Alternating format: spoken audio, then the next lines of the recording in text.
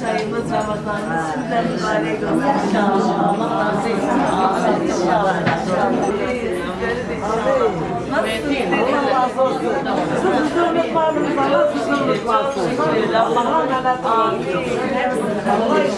Değil mi? O beşten burada. Aynen.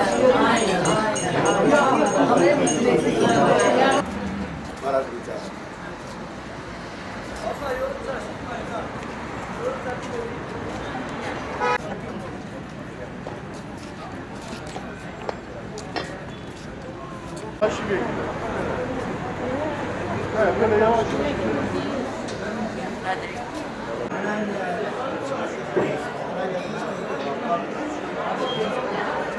Kolay gelsin. Tamam.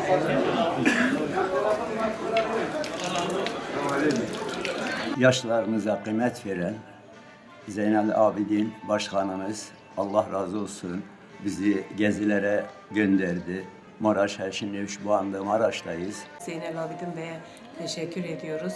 Çok memnun kaldık. Çok, çünkü her şey dört dörtlüktü. Hizmet sınırsız, yollarda ilgili alaka, her şey çok güzeldi. Çok memnun kaldık. Bunların devamını bekliyoruz.